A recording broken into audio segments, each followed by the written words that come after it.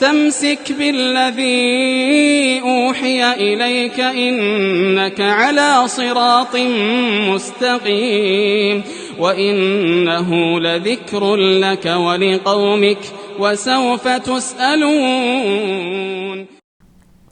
UP وغیرہ کے اندر تو بہت زیادہ ذات برادری کا خیال کیا جاتا ہے. یہ ایک برادری کا مطلب ہوتا ہے پیشہ کے لحاظ سے تقسیم کر کے رکھے ہیں، جیسے ہندوؤں میں تقسیم کر کے رکھے ہیں نا پیشہ، یہ حجام ہے، دھوبی ہے اور فلاں ہے، وہ جوتے بنانے والے ہیں، یہ سب نیز ذات میں آتے ہیں. نیز ذات میں شودر کے اندر یہ سارے لوگ آتے ہیں. ان کو برادری کہتے ہیں، یعنی کہ حجام کی برادری، بال بنانے والے کی، کپڑا بننے والے کی برادری انصاری، اور اسی طرح گوشت بیچنے والوں کی برادری قریشی برادری، اور اسی طرح دوسرا وہ پتھر وغیرہ پھوڑنے والے رہتے ہیں، ان کی ایک الگ برادری. کتنی برادری ہم نے دیکھی یوپی کے اندر آج بھی ہے. ان کی ایک دوسرے سے شادی اگر ہو گئی تو پورے لوگ بائیکاٹ کر دیتے. صاحب غیر برادری میں شادی ہو گئی اور اس کو ختم کرنا چاہیے، برادری سے نکال دینا چاہیے. لڑکی کو بھی لڑکے کو بھی برادری سے نکال دیتے. آج بھی یہ ہے جی. بہت پہلے کی بات ہے کہ پاکستان میں دو رہتے ہیں، ایک مہاجر کہتے ہیں، ایک پٹھان رہتے ہیں، ہے نا. تو ایک مرتبہ ایسے ہوا کہ صاحب مہاجر لڑکا اور پٹھان کی لڑکی، ان سے شادی ہو گئی. اتنا ہوا جھگڑا کہ آخر میں عدالت میں دونوں کو قتل کر دیے. یعنی پٹھان کے لوگ جو تھے نا وہ مہاجر کو ختم کرے اور مہاجر کے لوگ چھوڑ دیے. کچھ نہیں کر سکتے لوگ، پٹھان کا زور زپاٹا تھا. ایسا کہ شادی ہو گئی اس وجہ سے، دوسرا کچھ بھی نہیں. حالانکہ وہ بھی مسلمان اور یہ بھی مسلمان. اسی طرح ایک اور بات بھی ہم دیکھتے ہیں، مذہبی اختلاف سے بھی ہمارے ہاں شادی ذرا کم ہوتی ہیں، خاص کر ہمارے علاقے میں ہو جاتی ہیں. لیکن یوپی بہار وغیرہ کے اندر حنفی ہے کہ شادی حنفی سے ہوگی، اہل حدیث کی شادی اہل حدیث سے ہوگی. بہت کم ایسا ہوتا حنفی اہل حدیث کی شادی آپس میں ہوتی ہے. بہت عجیب و غریب بات ہے. لہٰذا کتنی چیزیں انسان نے بنا کے رکھی ہیں. یہ سب سوچنے کی بات ہے کہ انسان اپنے حقیقت کو بھول گیا، کہاں سے آئے اس کو بھول گیا. تو میں یہ کہہ رہا تھا کہ 4 برادری برہما نے پیدا کی. سوچنے والے سوچیں کہ صاحب کس نے کہا اللہ سے برہما سے بھئی 4 ذات پیدا کرو؟ یہ تو بالکل ظلم زیادتی ہے. آج بھی آپ دیکھتے ہیں کہ صاحب یہ برادری کا پورے کا پورا لحاظ کیا جاتا ہے ہندو مذہب کے اندر.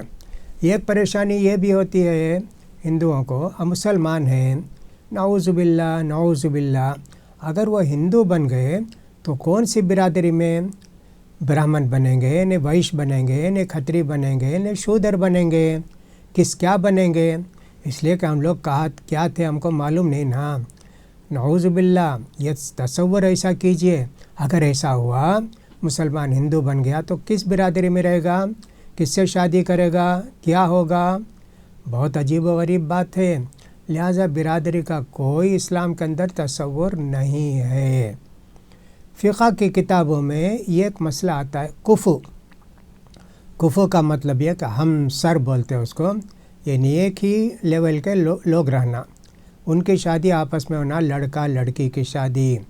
ایک طرح سے یہ بھی ہو سکتا ہے کہ پرانے زمانے میں بھی جیسے ایران ہے یا ایک صاحب دوسرے ممالک ہیں، قازقستان ہے، فلاں ہے، یہاں اس طرح کی بات شاید رہی ہو کہ برادریاں وہاں بھی بنا کے رکھے تھے.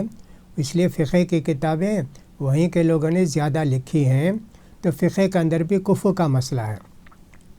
کفو کا مطلب یہ ہوتا ہے برادری کی شادی برادری میں ہونا، وہ برابر ہونا. آل رسول کی شادی جیسے سید ہے، اس کی شادی کسی دوسرے سے نہیں ہونا، لڑکی ہو لڑکا ہو اس سے نہیں ہونا. ایسا ہونے کی صورت میں وہ نکاح ٹھیک نہیں رہتا. ایسا تو نہیں ہونا چاہیے.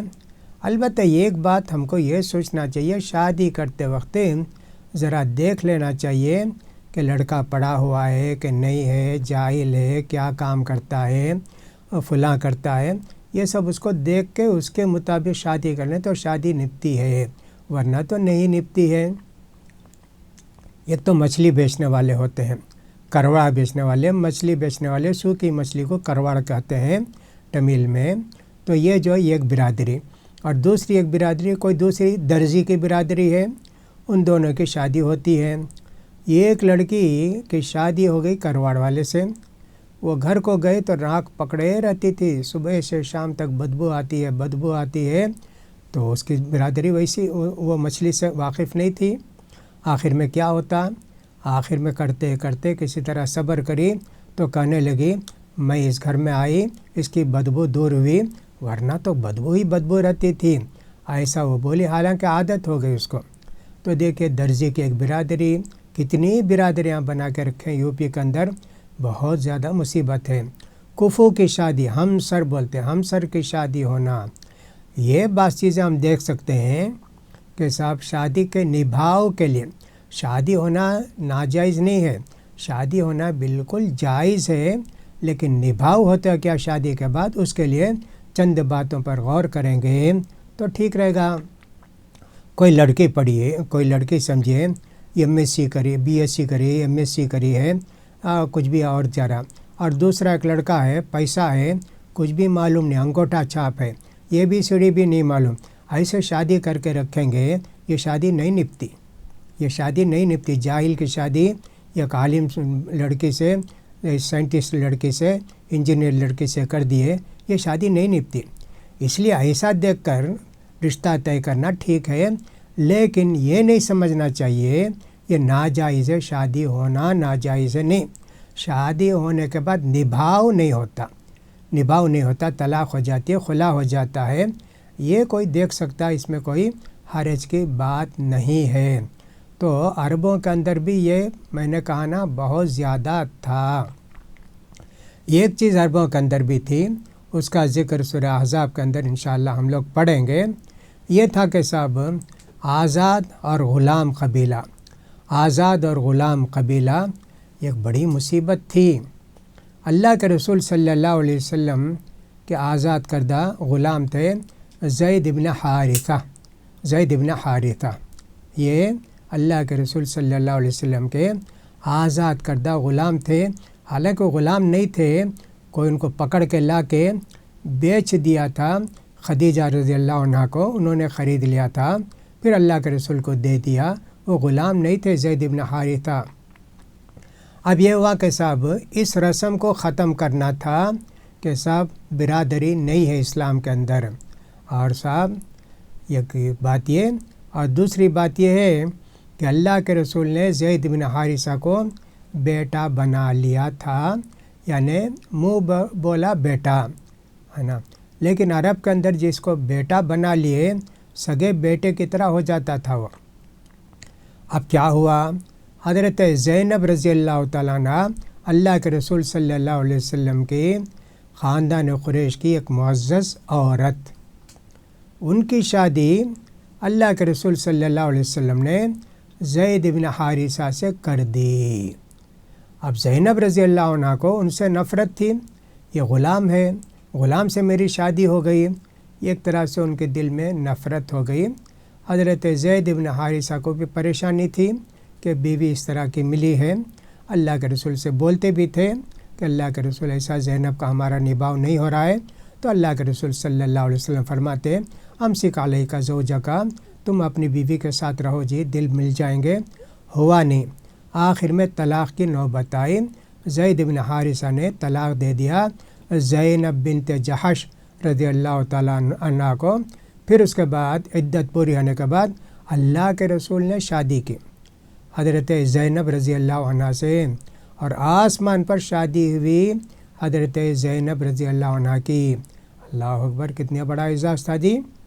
دیکھو 2 رسم 3 رسم یہاں ٹوٹ گئے، ایک تو غلام کی شادی آزاد عورت سے، میں نے کہا غلام نہیں تھے زید بن حارثہ، بلکہ ان کو غلام بنا لیا گیا تھا، اس لیے کہ بعد میں تلاش کرتے کرتے ان کے گھر والے مدینہ پہنچے اور دیکھا کہ زید بن حارثہ اللہ کے رسول کے پاس ہیں، تو انہوں نے کہا اللہ کے رسول یہ ہمارے بیٹے ہیں، یہ ہمارے فلاں ہیں، آپ ان کو واپس کر دیجئے، ان کو لوگ جو ہے پکڑ کر لے جا کے غلام بنا کے بیچ دیتے۔ اللہ کے رسول نے کہا ضرور ضرور لے جاؤ۔ حضرت زید بن حارثہ سے کہا ہرگز میں نہیں آؤں گا، میں اللہ کے ساتھ اللہ کے رسول کے ساتھ رہوں گا۔ وہ رہ گئے اور ان کے گھر والے بھی خوش ہو گئے، چلو آزاد ہیں، اچھے ہیں، خوش ہیں۔ ایسا ہوا ایک رسم تو وہ سمجھا گیا تھا غلام ہے اور میں آزاد ہوں، وہ رسم توڑی گئی۔ اور پھر منہ بولا بیٹا جو ہوتا ہے اس کی بیوی سگی بہو کی طرح ہوتی تھی، سگی بہو کی طرح ہوتی تھی۔ سسرے شادی نہیں کر سکتا نا، بیٹے کے بیٹی سے شادی نہیں، بیٹے کے بیوی سے شادی نہیں کر سکتے نا۔ تو اللہ تعالیٰ اس رسم کو بھی توڑنا چاہتا تھا، اور اللہ کے رسول صلی اللہ علیہ وسلم نے زینب رضی اللہ عنہ سے شادی کی تھی۔ یہاں جو میں کہنا چاہتا ہوں وہ یہ ہے کہ صاحب ان دونوں کے اندر ذرا سا انبن تھی، کس کی وجہ سے؟ غلام کی زندگی اس کی اور میری آزاد زندگی۔ صحابیہ جی اللہ کے رسول کی بیوی بعد میں بنی، ان کے دل میں بھی ایسی بات آتی تھی۔ عبد الرحمن بن عوف بڑے آدمی جی ماشاء اللہ، ہجرت کر کے آئے مدینے کو۔ ان کی جو بہن تھی حضرت بلال رضی اللہ تعالیٰ عنہ، بلال رضی اللہ تعالیٰ عنہ کالے کلوٹے تھے، حبشی تھے، جانتے بلال حبشی کہتی ہے ان کو، ان کا سر بھی چھوٹا تھا، ان سے شادی ہوئی۔ قریش کے اتنے بڑے خاندان کی عورت سے، لڑکی سے بلال رضی اللہ تعالیٰ جو مؤذن رسول تھے ان سے شادی ہوئی۔ اسلام نے اس کو پوری طرح توڑ کے ختم کر دیا، کچھ بھی باقی نہیں رکھا۔ تو برادری کا مسئلہ اتنا ٹیڑھا ہے، یہ صورت مبارکہ کہ یہ آیت مبارکہ یہ سارے رسم و رواج کو، برادری کے رسم و رواج کو توڑنے کے لیے کہا۔ اللہ تعالیٰ نے یہ آیت نازل کی، الحمدللہ مسلمانوں نے اس پر عمل کیا۔ اسی لیے اللہ کے رسول صلی اللہ علیہ وسلم نے حجۃ الوداع کے موقع پر بہت ساری باتوں کا اعلان فرمایا۔ اللہ کے رسول صلی اللہ علیہ وسلم نے فرمایا لوگو تم سب آدم کی اولاد ہو، اور آدم کو اللہ نے مٹی سے پیدا کیا۔ کسی عربی کو عجمی پر، کسی عجمی کو عربی پر کوئی برتری حاصل نہیں ہے۔ کالے کو گورے پر، گورے کو کالے پر، یا گورے کو لال پر کوئی امتیاز، کوئی فرق نہیں ہے، سب برابر ہیں انسان ہونے کے ناطے سے۔ ہاں جو تقویٰ والا ہوگا وہ اللہ کو سب سے زیادہ پسندیدہ ہوگا، اس کی عزت سب سے زیادہ ہوگی۔ رنگ نسل کی بات نہیں، دین پر عمل کرنے کی بات۔ اس طرح اللہ تعالیٰ نے کہا ان اکرمکم عند اللہ اتقاکم، تم میں سب سے زیادہ بڑا متقی جو ہوگا وہ اللہ کے ہاں سب سے زیادہ قابل عزت و احترام اور مرتبے میں اونچا ہوگا۔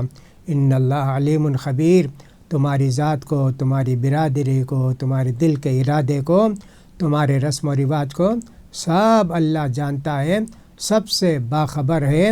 لہٰذا یہ آیت مبارکہ پوری طرح ذات برادری کی کمر توڑ کے رکھ دی۔ اب اسلام کے اندر کوئی ذات برادری نہیں ہے، اور جو شمال کے علاقے میں یو پی بہار میں ذات برادری ہے وہ ظلم ہے، اور وہ اسلام کے خلاف ہے، اسلام کے خلاف ہے، وہ بھی ختم ہونا چاہیے۔ اس کے لیے بھی علماء کو کوشش کرنی چاہیے۔